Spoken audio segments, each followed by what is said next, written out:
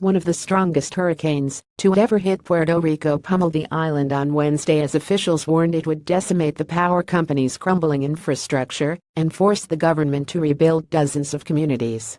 Maria made landfall in the southeast coastal town of Yabucoa as a Category 4 storm with winds of 155 miles per hour, and it was expected to punish the island with life-threatening gales for 12 to 24 hours, forecasters said.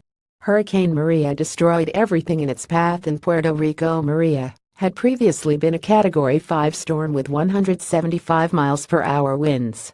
This is going to be an extremely violent phenomenon, Governor Ricardo Rossello said. We have not experienced an event of this magnitude in our modern history. Zinc roofs were already flying, and windows were breaking as the storm approached before dawn, with nearly 900,000 people without power and one tree falling on an ambulance. To view this video, please enable JavaScript and consider upgrading to a web browser that supports HTML5 video. Those who sought shelter at a coliseum in San Juan were moved to the building's second and third floors.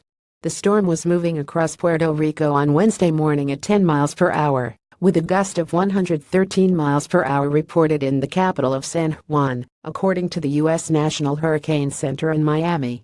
Jihadists paralyzed fighting in Syria spared jail after fleeing to Germany. Maria's path is forecast to turn up towards the North Atlantic, grazing U.S. land. No warnings have been put in place for U.S. mainland so far. However, hurricane paths are unpredictable. We saw this when Hurricane Irma took a last-minute detour over Tampa, sparing Miami, which was tipped to bear the brunt. Maria ties for the 8th strongest storm in Atlantic history when measured by wind speed. Coming in second is this year's Irma, which had 185 miles per hour winds and killed 38 people in the Caribbean and another 36 in the U.S. earlier this month. Puerto Rico had long been spared from a direct hit by hurricanes that tend to veer north or south of the island. The last Category 4 hurricane landfall in Puerto Rico occurred in 1932, and the strongest storm to ever hit the island was San Felipe in 1928 with winds of 160 miles per hour. As Maria approached, Donald Trump offered his support via Twitter. Puerto Rico being hit hard by a new monster hurricane.